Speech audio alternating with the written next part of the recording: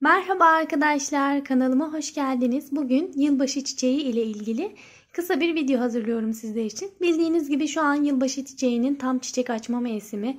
Kasım sonu gibi başlıyor. Aralık, Ocağa kadar sarkabiliyor çiçekleri.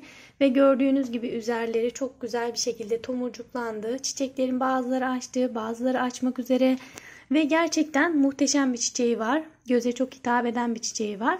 Ben çok severek baktığım bir çiçek. Senede sadece bir kez açabiliyor bu çiçek.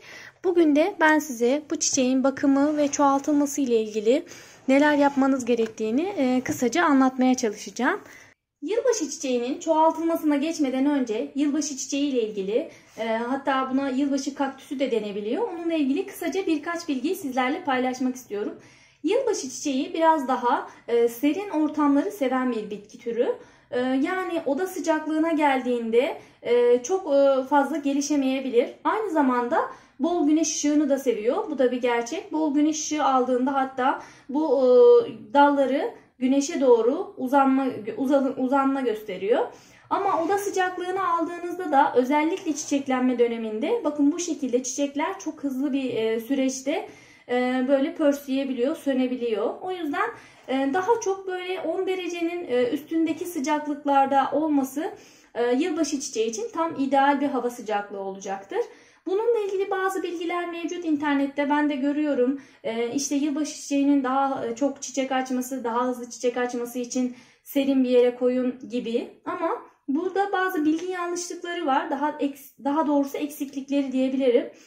Yani 10 derecenin altındaki sıcaklığa bir kere koymamanız gerekiyor. Çünkü o zaman çiçeklerinizde donma söz konusu olabilir. Zaten genel olarak birçok bitki türü çok soğuğa dayanamayabilir. Sonuçta ağaçlar bile bu kadar soğuğa dayanamazken bu sadece bir çiçek türü olduğu için 10 derecenin altına bir kere getirmemeniz gerekiyor. Ama oda sıcaklığından da ziyade kapalı bir balkonunuz varsa özellikle 15 ila 18 derece gibi sıcaklık aralığında balkonunuzda çok rahat bir şekilde muhafaza edebilirsiniz. Ama bol ışık almasına özen gösterin lütfen. Bol ışık almazsa çiçek açmasında sıkıntı yaşayabilirsiniz. Çiçek açması için sadece şunu yapabilirsiniz. Bunu ekstra olarak söylemek istiyorum.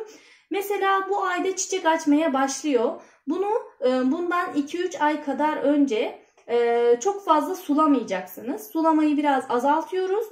Yavaş yavaş az sulamaya yaparak bitkiyi böyle canlandırmaya, uyandırmaya çalışıyoruz ve böylelikle hızlı bir şekilde çiçek açmasını sağlayabiliyoruz. Yılbaşı çiçeğinin gördüğünüz gibi birçok rengi ve türü mevcut. Kırmızı, beyaz, pembe, sarı birçok türü mevcut.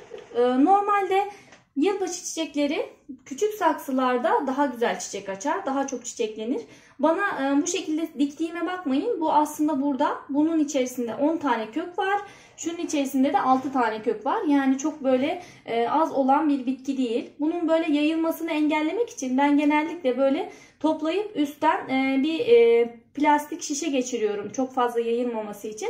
Yayılınca aslında görsel olarak çok daha güzel görünüyor çiçekler açtığında ama benim alan konusunda bazı sıkıntılarım olduğu için ve çiçeklerinin böyle bir yerlere çarpıp ezilmesini önlemek için çok fazla sarkmasını istemiyorum. Ama siz eğer ki yeni aldıysanız yılbaşı çiçeğinizi ve o küçük bir saksı içerisinde genellikle satılıyor. Küçük saksı içerisinde olduğu için bunun saksısı çok küçükmüş, ben bunu hemen değiştireyim de daha güzel olsun, daha çok coşsun diye düşünmeyin kesinlikle.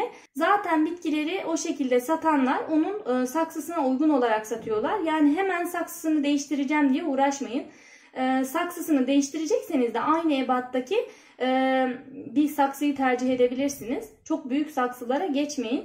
Bir yıl geçtikten sonra da sadece 1 numara büyük olan saksıyı tercih edin. Yani sürekli böyle çok büyük saksılara geçmeyin. Çünkü büyük saksılar çiçeğinizin daha geç çiçeklenmesine sebep olur. Çiçeklenmek yerine özellikle bitki kök salmaya, köklerini yaymaya devam edeceği için çiçeklenmeyi biraz daha geciktirebilir. O yüzden kesinlikle büyük saksıları tercih etmiyoruz. Şimdi çoğaltılması ile ilgili de kısaca hemen bilgi vermek istiyorum. Yılbaşı çiçeği çoğaltılması çok kolay olan bir bitki türü.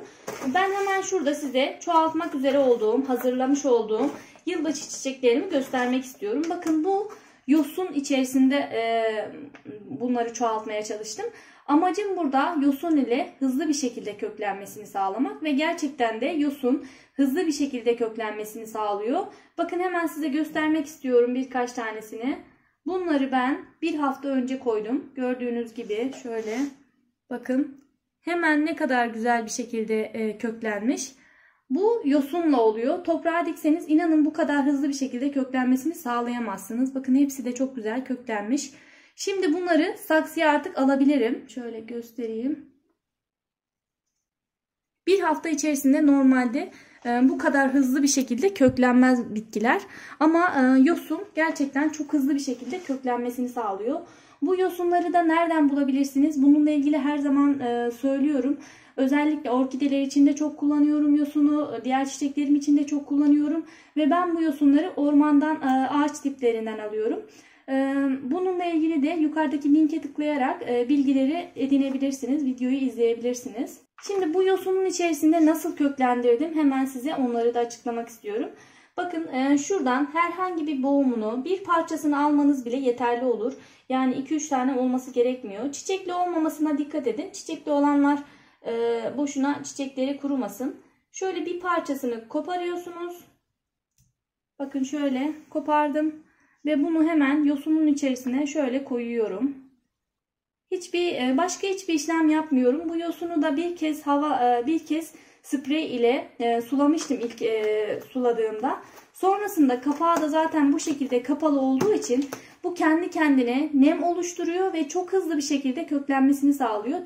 Tekrar sulama yapmanıza bile gerek kalmıyor.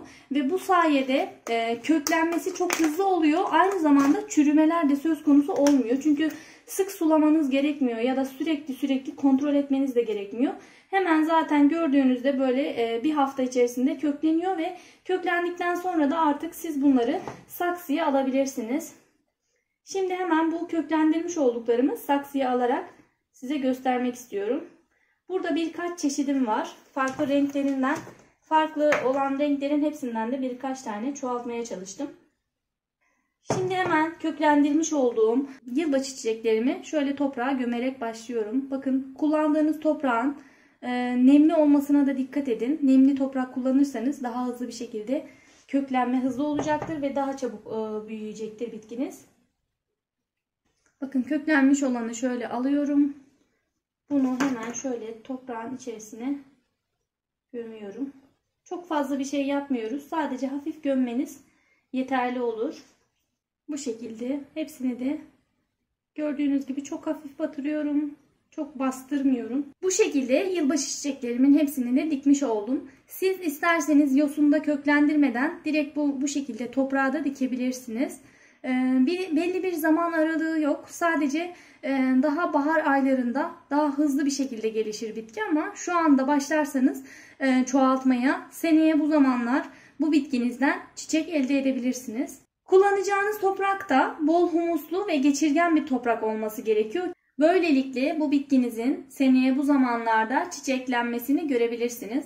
Ayrıca besin takviyeleri ile de bitkinizin gelişimine destek olabilirsiniz. Aynı zamanda çiçeklenmesine destek olabilirsiniz. Besin takviyeleri de bildiğiniz gibi ben kendi besinlerimi hep kendim evde yapıyorum.